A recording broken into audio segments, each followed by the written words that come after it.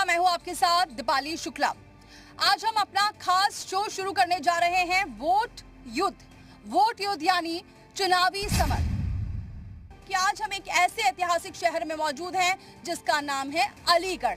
अलीगढ़ में हमारे साथ वो तमाम जनप्रतिनिधि होंगे जिनसे हम सवाल जवाब करेंगे कि क्या जो बीजेपी के जनप्रतिनिधि हैं वो बता पाएंगे कि क्या उन्होंने जो वादा किया था वो पूरा किया है, या फिर और भी जो पार्टियां दावे कर रही हैं कि इस बार बीजेपी का सफाया होगा, तो उनके दावों में कितना दम है, यही हम जानेंगे आज अलीगढ़ से। तो चलिए मैं परिचय करा देती हूँ। हमारे साथ जो जनप्रतिनिधि इस वक्त जुड़े हुए हैं, हमारे साथ हैं मानव महाजन, उपाध्यक्ष बीजेपी के हैं। बहुत स्वागत है मानव जी हमारे साथ जुड़ने के लिए। यामीन अब्बासी हैं हमारे साथ, AIMIM जिला अध्यक्ष। बहुत स्वागत है यामीन जी आपका भी हमारे साथ जुड़ने के लिए। कांग्रेस का प्रतिनिधित्व करने के लिए हमारे साथ गौरांग देव चौहान जी जुड़े हुए हैं, जो कांग्रेस कोऑर्डिनेटर हैं और पूर्व प्रत्याशी भी रह चुके हैं। सनी सारस्वत समाजवादी पार्टी से अपना पक्ष रखेंगे। तो तमाम जो मेहमान हैं उनका बहुत बहुत स्वागत।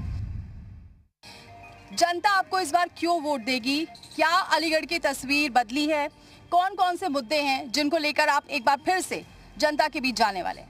अगर आप अलीगढ़ पिछले 10 साल पहले आई होंगी या जो लोग होंगे यहाँ पर, वो बता देंगे कि अलीगढ़ की तस्वीर कितनी बदली है। जनता सुशासन के नाम पर भाजपा को वोट देती है, जनता बेहतर कानून व्यवस्था के नाम पर वोट देती है, जनता बेहतर इंफ्रास्ट्रक्चर के नाम पर वोट देती है। और आज आप देख रहे हैं, आप अलीगढ़ की सड़कों से आई होंगी। आज अलीगढ़ हमारा एयरपोर्ट, डिफेंस कॉरिडोर, ट्रांसपोर्ट नगर, बहुत सारी ऐसी योजनाएं गिनाने लग जाएंगे तो मुझे लगता है पूरी डिबेट इन योजनाओं को गिनाने में लग जाएगी। इन्हीं सब पर हमें विश्वास है, जनता वोट देगी। जनता ने 3 बार केंद्र में हमारी सरकार बनाई और तीसरी बार उत्तर प्रदेश में पूर्ण बहुमत के साथ पहले से भी ज़्यादा सीटों से हमारी सरकार फिर बनाने जा रही है। पहले तो मैं जरा जनता से पूछ लेती हूँ, क्या वाकई अलीगढ़ की तस्वीर बदली है?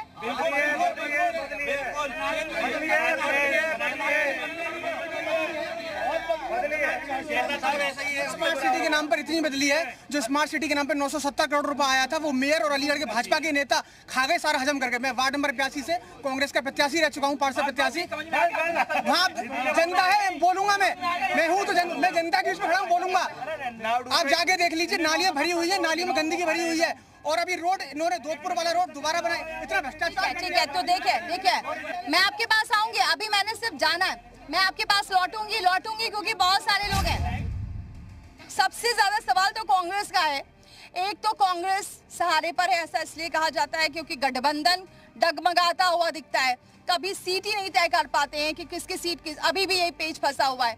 ये पहले तो आप इसको क्लियर कर दीजिए, क्या लगता है? और सबसे महत्वपूर्ण, दोनों साथ में, समाजवादी भी है और कांग्रेस भी है। कितना तो ये छोटा, आपने जिस प्रकार से एक मिनट, ये छोटा भाई बड़ा भाई बोलते तो हैं, लेकिन जब सीट देने की बात आती है तो क्या हो जाता है? देखिए, सीधी बात है, ये केंद्र का मामला है। राहुल जी और अखिलेश जी का गठबंधन है, आपसी गठबंधन है और देश हित का गठबंधन है, ये इंडिया गठबंधन है। आपने जिस प्रकार से अलीगढ़ में पूछा कि अलीगढ़ की परिस्थिति क्या है, मैं आपको अलीगढ़ की परिस्थिति बताता हूँ। अलीगढ़ नगर निगम नर्क निगम बन चुका है। यहाँ के सांसद आदरणीय जब योगी जी आते हैं, उनके मंच से घोषणा करते हैं कि आप अलीगढ़ में घुसेंगे तो कनाट पहले जैसा मौसम होगा। आप यहाँ की बारिश में रुक जाओ, 1 घंटे में यहाँ की सड़कें जलमग्न हो जाती हैं। यहाँ का पानी का जो ड्रेनेज सिस्टम है एकदम ठप है और उसमें नाव डाल के घूमना पड़ता है। ये भाजपा का विकास मॉडल है। भारतीय जनता पार्टी ने हजारों करोड़ रुपए इस स्मार्ट सिटी के नाम से सिर्फ अलीगढ़ में नहीं, पूरे देश भर में जहाँ पर ये स्मार्ट सिटी था वहाँ पर। ये बताइए, ये आप लोग ये बताइए अब आप कि आपको क्यों जनता वोट करे, क्या वजह है? क्योंकि आप बीजेपी तो अपने तमाम बता रही है कि हमने ये योजनाएं लागू की, ये सब कुछ किया, और एक मिनट, दूसरा बुलडोजर कार्रवाई कर रहे हैं, कानून व्यवस्था नंबर 1 पर क्यों देगी वोट? देखिए, हमारा समाजवादी पार्टी का एक विकास का विजन है। इनके बोलने से कुछ नहीं होगा। ये पेड लोग हैं, ये सब ज्यादातर तुमको पता है, हल्ला मचा के। पेड़ वेड़ वाली बात नहीं, यहाँ मुद्दे की बात। हल्ला मचाना बेकार है, हमें अपनी बात रखने दो। जब भाजपा के प्रवक्ता आदरणीय भाई साहब बोले, सुनिए, किसी ने भी हल्ला नहीं मचाया, तो जब हमारा वक्त आए तो हल्ला क्यों मचा रही है? हमारी बात सुनिए। नहीं, आप बात सुनिए ना। देखो, मैं जनता के पास आऊंगी, जनता के पास मैं आऊंगी। एक मिनट, कोई जनता नहीं है, तो आप हमारी बात सुनिए। समाजवादी पार्टी का एक विजन है, तो समाजवादी विकास की राजनीति करती है। भारतीय जनता पार्टी विनाश की राजनीति करती है। जहाँ पे आप ये खड़ी हैं नकवी पार्क में, जो अलीगढ़ का सबसे मशहूर पार्क था, जो अलीगढ़ के लोगों के लिए फ्री था, इसमें 1-2 रुपए टिकट लगती थी, इस पे बीच में 20 रुपए टिकट कर दी गई। फिर कुछ लोग कोर्ट गए तो ये 10 रुपए टिकट हो गई है। उसके बाद जो भी यहाँ पे जो विकास हुआ धीमे धीमे खत्म हो रहा है और ये सिविल लाइन क्षेत्र पहले से चमकता हुआ है। आपके हिसाब से विकास नहीं हो रहा, तो आपको क्या लग रहा मुद्दा इस बार क्या होगा? क्योंकि राहुल गांधी तो जेंजी अभी लगे हुए हैं। इस बार का मुद्दा साफ है। सीता जी नाराज हैं भाजपा के काम से, करोड़ों रुपए का चंदा खा के मेरे पति के नाम से। जो चंदा चोरी हुई है राम मंदिर में, जो डकैती हुई है, जिसके नाम पर आप सरकार में आए हैं और उन्हीं को लूटने का, खसूटने का, उन्हें ठगने का काम कर रहे हैं, यही शर्मिंदगी की बात है। आप बताइए, ये छोटे दल आपको लग रहा है कि इस बार कुछ अच्छा कर पाएंगे? आप क्या कभी आप अखिलेश के पाले में जाते दिखते हैं, कभी आपका बयान कुछ और रहता है, ना आप मुस्लिम के हो पा रहे हैं, ना आप सपा के हो पा रहे हैं, कहाँ जाना चाहते हैं? देखिए मैडम, जब छोटे दल हैं, मान लीजिए हमने बिहार में भी इनसे मतलब 5 सीटें मांगी थी। हम भी ये चाहते हैं कि भारतीय जनता पार्टी को हराया जाए, लेकिन भारतीय जनता पार्टी को हराने के लिए तमाम सेकुलर दलों को एक प्लेटफार्म पे आना चाहिए। एक तरफ समाजवादी पार्टी जो है हिंदू मतलब मुसलमानों को ये डर दिखाती है कि अगर भारतीय जनता पार्टी सत्ता में आ जाएगी तो तुम्हारा अनर्थ हो जाएगा। दूसरी तरफ भारतीय जनता पार्टी जिसके केंद्र में भी सरकार है, उसकी तमाम स्टेटों में भी सरकार है, वो एक हिंदू समाज को डराने का काम करती है कि हिंदू खतरे में आ जाएगा अगर अन्य दलों की सरकार आ जाएगी। तो मैं पूछना चाहता हूं आपके चैनल के माध्यम से कि देश के मुख्यमंत्री ज़्यादातर प्रदेशों में ये, देश के प्रधानमंत्री ये, देश के राष्ट्रपति ये, देश के उपराष्ट्रपति ये, इसके बाद भी इन्हें हिंदू खतरे में नजर आता है। ये समाजवादी पार्टी, भारतीय जनता पार्टी एक दूसरे को डरा करके ये वोट लेना जनता का चाहती है, लेकिन मूलभूत समस्याएं जो चाहे किसान भी परेशान, नौजवान परेशान। आपने देखा होगा कि जीएनजी का जो तमाम प्रदर्शन हुआ था, तमाम पेपर लीक हो रहे हैं, तमाम नौजवानों को नौकरियां नहीं मिल रही, केवल ये हिंदू मुस्लिम की राजनीति करके। अच्छा, हिंदू मुस्लिम की राजनीति कर रहे हैं तो एक तरफ आप ही के कई नेता है वो बोल रहे भैया वंदे मातरम गाओ, एक तरफ कोई कहते हैं कि वंदे मातरम मत गाओ। देखिए, वंदे मातरम गाना हमारे यहाँ, हमारे मजहब में केवल वंदना केवल अल्लाह की बताई है, उसके अलावा किसी की भी वंदना हमारे यहाँ नहीं है और हम किसी की वंदना नहीं कर सकते। मतलब देशभक्ति कुछ नहीं है आप लोग की? देशभक्ति के लिए राष्ट्रीय गान है, हम राष्ट्रीय गान गाते हैं ना। अब आप बताइए, आपके पास बहुत सारे चंदा चोरी हो गया, जेंजी मुद्दा हो गया, रोजगार नहीं है, सड़क नहीं है, पानी भरा, भ्रष्टाचार है, और योगी सरकार तो कहती है भैया हमारा भ्रष्टाचार मुक्त है और पुलिसिंग बहुत अच्छी है। क्या मुद्दा रहेगा? चलिए, बहुत अच्छी बात है। राम के अस्तित्व को नकारने वाले, भगवान राम को काल्पनिक कहने वाले आज कम से कम राम मंदिर की चर्चा कर रहे हैं, लेकिन वो स्पष्ट कह देना चाहते हैं जो भी गड़बड़ करेगा उसको सरकार किसी कीमत पर छोड़ेगी नहीं। अभी आप लोगों ने देखा होगा, ठीक है, घटना हुई है, एसआईटी गठित हुई है, जो भी दोषी होगा और उस दोषी के पीछे जिसका भी हाथ होगा। लेकिन ये तो ठीक है, लेकिन कहा ये जा रहा है कि आप बड़ी मछलियों को बचा रहे हैं। कोई नहीं बचेगा, कोई नहीं बचेगा, कोई नहीं बचेगा, कोई नहीं बचेगा। जो भी उसमें लिप्त होगा, जिसकी भी साजिश होगी, वो सभी इस जो भी दोषी होगा वो सब लपेटे में आएंगे। बताइए, आदरणीय मुख्यमंत्री जी ने कहा था दूध का दूध पानी का पानी हो जाएगा एसआईटी जांच में। आज महीनों हो चुके हैं, दूध का दूध पानी का पानी नहीं हुआ। राम जी के चंदे को चोरी कर कर अपनी सरकार बनाने वाले ये भूल गए कि जब इस देश में आजादी नहीं थी और राम जी का नाम लेकर गांधी जी ने पूरे देश में डांडी मार्च निकाला था, और जब एक आतंकवादी गॉडसे ने उन्हें गोली मारी थी तो हे राम कह के वो खत्म हुए थे। ये कांग्रेस को बताएंगे कि राम जी के नाम पे इस राम जी का क्या महत्व है इस देश के लिए। ये चंदा चोर जिन्होंने सरकार चंदा चोरी करके बनाई है, उस पैसे से बनाई है। आपका नाम, आप कहाँ से हैं? मेरा नाम एडवोकेट अर्जुन उपाध्याय है, मैं यहीं अलीगढ़ का लोकल का रहने वाला हूँ। ठीक है, क्या लग रहा है इस बार क्या मुद्दे हैं और अलीगढ़ क्या वाकई बदला है? देखिए, अगर डेवलपमेंट की बात करें तो आप ग्राफ उठा के देखेंगे पूर्व सरकारों से कि पूर्व सरकारों ने क्या करा था और वर्तमान सरकार क्या कर रही है। देखिए, अगर आप ग्राफ उठाएंगे दोनों तरीके का तो कहीं ना कहीं भाजपा का जो मीटर है वो इंक्रीज हुआ, डिक्रीज नहीं हुआ है। और बात करें कांग्रेस समाजवादी पार्टी की, तो देखिए तो पार्टी कह रही है रोजगार नहीं मिल रहा, युवा बेरोजगार घूम रहे हैं। अब ये घर से खुद निकलते नहीं, लोग में विपक्ष में बैठे हैं, घर से एसी से निकलते नहीं, इन्हें क्या पता रोड पे क्या हो रहा है। आप देखिए 17 से पहले उत्तर प्रदेश की क्या स्थिति थी और वर्तमान में उत्तर प्रदेश की क्या स्थिति है। और मेरा सवाल कांग्रेस पार्टी और समाजवादी पार्टी से है कि जिस प्रकार आप अखिलेश यादव और राहुल गांधी की बात करते हैं, जो पार्टी अपने प्रेसिडेंट की इज्जत ना कर सकती और राहुल गांधी वर्तमान में प्रेसिडेंट नहीं है, एक पूर्व प्रत्याशी ये कह रहे हैं कि राहुल गांधी और अखिलेश यादव मिलकर करेंगे। इनसे पूछिए वर्तमान का आपका प्रेसिडेंट कौन है। कांग्रेस पार्टी सिर्फ नेपोटिज्म पे चलती है, सिर्फ नेपोटिज्म की बात करती है। इनडायरेक्टली राहुल गांधी ही वर्तमान में प्रेसिडेंट है। सबसे ज्यादा भ्रष्ट ये समाजवादी पार्टी वाले हैं। बेरोजगारी की बात करते हैं, ये 9 लाख रोजगार भारतीय जनता पार्टी ने दिया है। और इनके जमाने में उत्तर प्रदेश लोक सेवा, अरे रुक जा पहले, उत्तर प्रदेश लोक सेवा आयोग के चेयरमैन थे, रुको सुनो, उत्तर प्रदेश लोक सेवा आयोग के चेयरमैन थे अनिल यादव, वो जेल गए। 2017 में 88 एसडीएम भर्ती किए गए, उनमें 56 यादव थे उनमें। ये क्या कहेंगे ये। और इनके जो यूपीपीसीएस के चेयरमैन थे अनिल राज यादव, जेल गए वो। और ये सबसे ज्यादा भ्रष्ट पूरी यूपी में 40,000 सिपाहियों की भर्ती हुई, 30,000 यादव, 40,000 लेखपालों। मतलब अभी ऑल इज वेल है, सब कुछ बहुत बढ़िया है, बिल्कुल ईमानदारी। इनके पास सिवाय मुस्लिम तुष्टिकरण के अलावा दूसरों को बचा ही नहीं। इन पे एनकाउंटर जब होते हैं तो उसे ये बताते हैं मसीहा, जब अतीक अहमद जैसे लोग मारे जाते हैं तब इनको दुख होता है। इस देश की बात ये करेंगे नहीं, राष्ट्र की बात करेंगे नहीं, सदन से ये भागेंगे, बात ये नहीं करेंगे, देश को धोखा ये देंगे, लेकिन बोलेंगे कुछ नहीं। इसलिए ये इनकी गलती है। ये सबसे बड़ी गलती ये है कि इस देश से राष्ट्र से कोई मतलब नहीं है। जब राष्ट्र की बात आती है, इनके लिए राजनीति एक धंधा है, राजनीति इनके लिए धंधा है, देश सेवा ये करना चाहते नहीं। ठीक है। अब जरा यहाँ भी एक बार यहाँ दिख रहा है कि यहाँ दो पक्ष नजर आ रहे हैं। क्या वाकई ब्राह्मणों की हत्या हो रही है? क्योंकि वैसे तो अगर ब्राह्मणों की बात करें, ब्राह्मणों ने जिताया है सबको, सभी पार्टियां ब्राह्मणों के वोट से आई है। भारतीय जनता पार्टी किसी जाति की राजनीति नहीं करती। अपराधी होता है, अपराधी की कोई जाति नहीं होती। मृतक जो होता है उसकी भी कोई जाति नहीं होती। इस प्रदेश ने बड़े बड़े गुंडों को झेला है और उन गुंडों को किस तरीके से अपने स्थान पर पहुंचाया है ये सभी ने देखा है। चाहे वो अतीक अहमद हो, चाहे मुख्तार हो, आजम खान जेल में है, और भी ऐसे बहुत सारे लोग हैं जिनके नाम गिराने लग जाऊंगा तो बहुत टाइम लग जाएगा। भारतीय जनता पार्टी ना किसी जाति की बात करती, ना किसी धर्म की बात करती, विकास के नाम पर काम करती है। और अभी जो हमारे साथी कह रहे थे, वैसे तो अभी उनको पेट बता रहे थे, ये जनता का अपमान है। और जनता इसी अपमान को देखते हुए मैं तो कह रहा हूँ सारे जो लोग हैं ये सबको एक मंच पे आ जाना चाहिए, और आ ही रहे हैं। आपका एक विजन हमेशा दिखता है विकास विकास, लेकिन हर जगह गड्ढे हैं। यहाँ पर जो इकाइयाँ थी, जो यहाँ कारोबार चलता था, वो बंद पड़ गया है। आप एमएसएमई सेक्टर की बात करते हैं, रोजगार की बात करते हैं। अगर ये मैंने यहाँ जनता, मैंने सुना, मैंने लोग जनता से सुना है, मैंने अपनी मर्जी से नहीं कहा। आपको बता रहा हूँ, मैं चूंकि व्यापारी भी हूँ, यहाँ डिफेंस कॉरिडोर का नोड स्थापित हुआ है। यहाँ पर ख्यामई इंडस्ट्रियल एरिया, यहाँ विधायक का बोर्ड लगा है कि गुमशुदा है। देखिए, अगर किसी एक व्यक्ति ने बोर्ड लगा दिया तो वहाँ की जनता ने बोर्ड को हटाया। एक व्यक्ति ठीक है, विरोधी हो सकते हैं। भारतीय जनता पार्टी इसमें राजनीति में विश्वास नहीं रखती।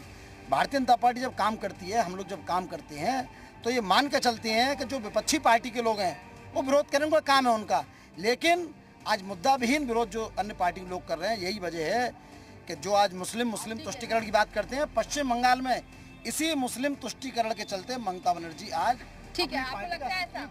देखिए, जैसे मेरे मित्र महाजन जी कह रहे हैं, अलीगढ़ में विकास, अलीगढ़ में जब बारिश जरा सी होती है, स्मार्ट सिटी के नाम पर यहाँ करोड़ों का घोटाला है। यहाँ पर 90 लाख के बेंडिंग जोन बने, उनमें गाय बंध रही हैं, लैट्रिन लोग कर रहे हैं। उन बेंडिंग जोन में आज तक गरीब मजदूर ढकेल वालों को नहीं हटा पाए यहाँ के नगर आयुक्त। दूसरा ये है कि यहाँ के जो संदीप जी हैं, पूर्व मुख्यमंत्री कल्याण सिंह जी हैं, उनके घर पर बारिश में पानी भरता है। सतीश गौतम जी के विद्यानगर में पानी भरता है। यहाँ के जो मेयर हैं, उनके घर के सामने पानी भरता है। तो जब इनके घर के सामने पानी भर रहा है तो अलीगढ़ को स्मार्ट सिटी का दर्जा देकर के करोड़ों रुपया लूटे जा रहे हैं। और ये यहाँ के सांसद सतीश गौतम कहते थे कि जब अलीगढ़ में घुसोगे तो आपको कनाट प्लेस नजर आएगा। अरे शाहजमाल देख लीजिए, गूला रोड देख लीजिए, रामघाट रोड देख लीजिए, तमाम रोडों पर जल भरा हो जाता है। नालों के नाम, सफाई के नाम पर करोड़ों रुपया या बंदरबाट किया जाता है। और रही बात भ्रष्टाचार, आपको भी लगता है? देखिए, भारतीय जनता पार्टी के जितने भी जनप्रतिनिधि हैं, अगर इन सब की विभागीय जांच करा ली जाए तो सब भ्रष्टाचारी। जो भी पार्टी का पदाधिकारी किसी भी पार्टी में जब भ्रष्टाचार करता है और उस पार्टी से बर्खास्त करके भगा दिया जाता है, तो वो भारतीय जनता पार्टी की सदस्यता ले लेता है और वॉशिंग मशीन में जाकर के साफ हो जाता है और फिर भारतीय जनता पार्टी ठीक है, इसका जवाब लेते हैं। आपकी बात। देखिए, अलीगढ़ में अगर आप सूतमिल चौराहे से आएंगे तो आप खुद स्वयं देखिए, आप आगरा रोड से आएंगे, आज पुलों का अलीगढ़ में एक जाल बना जा रहा है। आज बहुत सारे पुल बन रहे हैं। आज अलीगढ़ विकास के मार्ग पर है। और जिस स्मार्ट सिटी की बात कर रहे हैं, जिस बरसात की बात कर रहे हैं, बारिश होगी, स्मार्ट सिटी के उस पर आपको वोट मिलेगा। ये बिल्कुल स्मार्ट सिटी, सुशासन, कानून व्यवस्था, रोजगार, इंफ्रास्ट्रक्चर, इन सब के नाम पर हमको वोट मिलेगा। अभी आपने बात ये सारी शहरों की करी, देहात में तो आप गए नहीं हो। अगर आप दिल्ली से टप्पल एक्सप्रेस वे से नीचे उतरोगे, आगरा वाले से, आगरा लखनऊ से, तो उतर के आप अलीगढ़ तक आने में आपको 3 घंटे लगेंगे। इतने बुरे हालात हैं वहाँ के रोडों के, उन पर कोई चर्चा नहीं। बरौली विधानसभा पड़ती है, वहाँ पर किसानों से जुड़ा हुआ मुद्दा है जो सालों से चल रहा था। चीनी मिल, वहाँ पर ऑडिट किया गया 2022 में, जब चीनी मिल आखिरी बार चली थी तो 35 लाख रुपए की बंदर चीनी खा गए। वहाँ ये कहा गया वो 35 लाख रुपए की बंदर चीनी खा गए, आके वहाँ के जनप्रतिनिधि बंदर बांट कर गए उन चीनी के पैसों का। नैतिकता की, ईमानदारी की और हक की बात की जाएगी। लोग हक की बात करेंगे तो भारतीय जनता पार्टी के जो नेता हैं और इनके जो भी इनके पदाधिकारी हैं वो उनको एंटी नेशनल बताएंगे।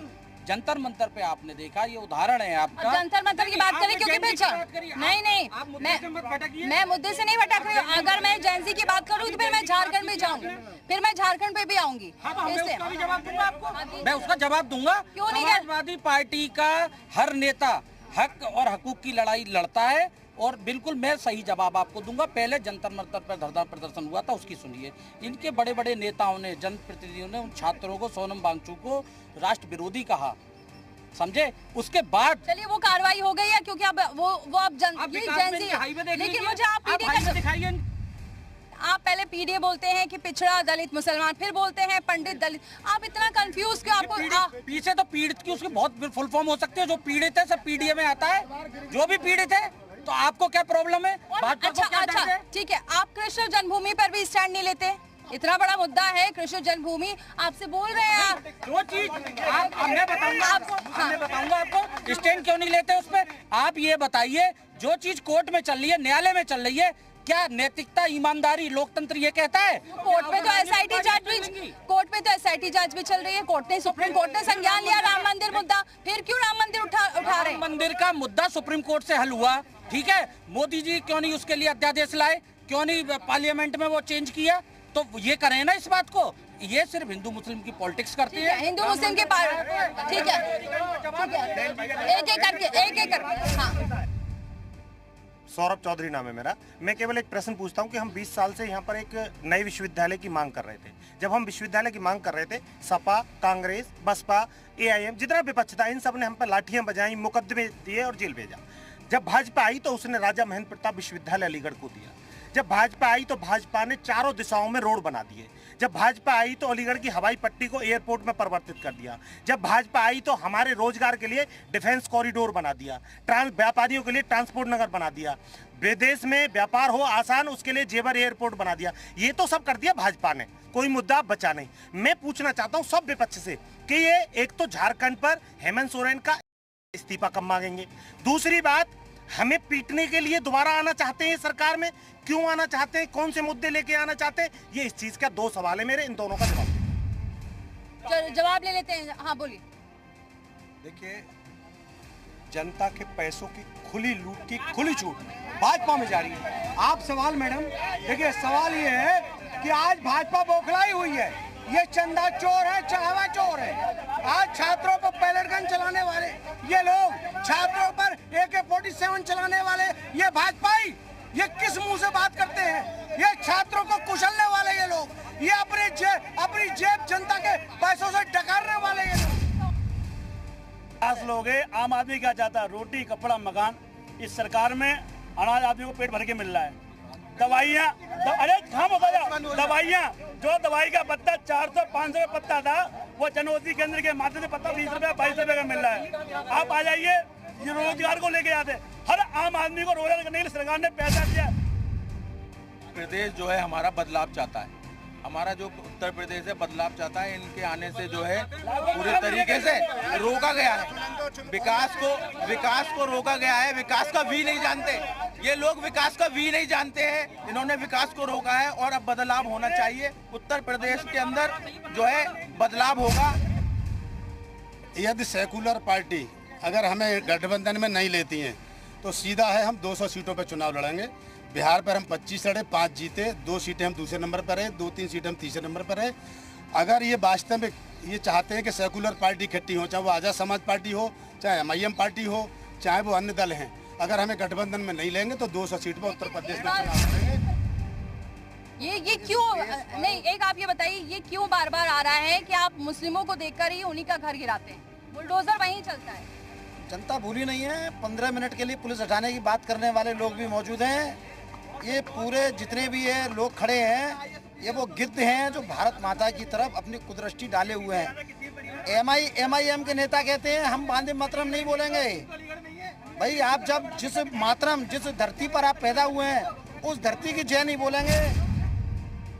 पासवान जी, एक और सवाल है, जब भी मुद्दे की बात आती है, मुद्दे से फिर ये क्यों ऐसे कभी देशभक्ति की बात आ जाती है, कभी वंदे मातरम की बात आ जाती है, कभी आप कुछ बात करें। जिस दल के नेता में और जिस दल के कार्यकर्ता में देशभक्ति की भावना नहीं होगी, क्या वो कार्यकर्ता इस देश का नागरिक हो सकता है? क्या आपको लगता है किसी के अंदर देशभक्ति की भावना नहीं है? उसको जो कहते हैं 15 मिनट के लिए पुलिस हटा दो, जो कहते हैं वंदे मातरम बोलेंगे नहीं, उन्हें कैसे मान लोगे? भारत तेरे टुकड़े होंगे। भारतीय जनता पार्टी को किसी को देशभक्ति का सर्टिफिकेट देने की जरूरत नहीं है, ना कोई इनसे देशभक्ति का सर्टिफिकेट लेगा, क्योंकि सबसे ज्यादा गलत काम यही कर रहे हैं। राष्ट्र झंडा लेकर हाथ में देश के साथ देश का नुकसान सबसे ज्यादा भारतीय जनता पार्टी कर रही है। 12 साल से केंद्र में भारतीय जनता पार्टी की सरकार है। सवाल आप कांग्रेस से पूछ रहे हैं, यही आप पे सवाल निशान खड़ा होता है। यहाँ केंद्र में भाजपा की, प्रदेश में भाजपा की, सेंट्रल स्टेटस भाजपा देगी, कांग्रेस देगी। कैसी बातें करते हो? राजनीतिक अड्डा बनाते हो शिक्षा के मरकज पर। तुम कांग्रेस ने जाहिल के बराबर का हिस्सा दिया। ये भाजपा जो है जाहिलों की पार्टी है। ये देश के युवाओं को कुचलना चाहती है। तो देखिए, इस वक्त इतना माहौल गर्म हो चुका है, तमाम जो मुद्दे हैं वो देखने को मिले हैं, लेकिन यहाँ पे नारेबाजी जरूर शुरू हो गई, लेकिन तमाम मुद्दे हैं जो इस बार रहने वाले हैं, जिसको लेकर वोट करेगी जनता। लेकिन क्या वो मुद्दे रहेंगे? क्या वो राम मंदिर चंदा मुद्दा रहेगा, जैनजी मुद्दा होगा, या फिर किसानों का मुद्दा होगा, या फिर भ्रष्टाचार का मुद्दा होगा, या वाकई अलीगढ़ की जो तस्वीर बदली है वो बदल पाई है, उस पर ये वोट करेंगे? ये तो अब विधायकों के ऊपर डिपेंड करेगा। अगर उन्होंने काम किया है तो जरूर जनता वोट करेगी, और अगर नहीं काम किया है तो नहीं। कैमरामैन गोपाल के साथ दीपाली शुक्ला, जी मीडिया।